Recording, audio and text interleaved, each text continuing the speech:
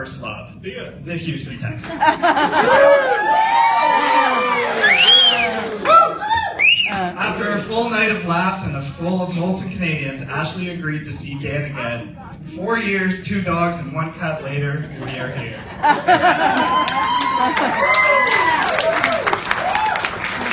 From the first time that I became aware of Ashley, I knew I was going to like this girl. She struck me as a kind, fun girl with a smile permanently on her face. When I finally got to meet Ashley in person, it was better than I expected, and for something that I didn't see coming. You see, Ashley and I have something in common that the rest of the world, with the exception of my father, have never had. We have all been Dan's favorite target. Nothing brought more joy in Dan's life than knowing that he had gotten under my father and I's skin. He knew just what buttons to press and when to press them. When he knew he'd gotten to us, this stupid smile would come and light up his face. That's the smile. Right there.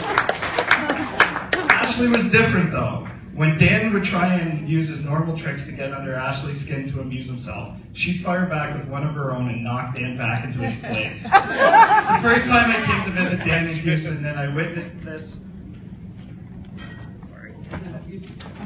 When I witnessed this firsthand, my eyes lit up with delight as Dan had finally met his match. I knew then that not only did I really like this girl, but I knew that she was the one for Dan. Ashley, normally at an event like this, it is commonplace for someone to say, "Welcome to the family," but truth be told, you've been a part of this family for a long time. You look beautiful today as you do every day. I know it's hard to do, but I think your hair may even be nicer than Cruz's today. Maybe. Just barely, Cruz. Thank you for taking care of our little Danny boy. I know he will be there to take care of you for the rest of your life, especially so this October when the Blue Jays beat the Astros in the playoffs.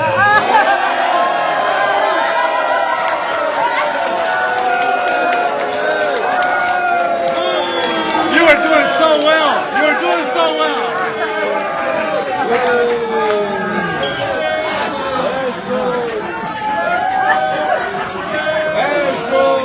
Tough subject, I know. Just speaking from that.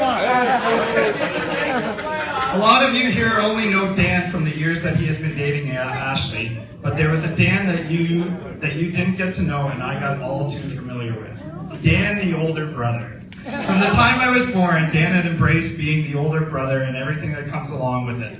Although Dan and I are only 102 weeks apart, which according to some is hardly enough of a time frame to constitute one being the elder of the family, he felt those 102 weeks held some sort of merit, and then what he said was gospel as it pertained to me. I later learned that although he was strong in his opinions, he always had the best of intentions.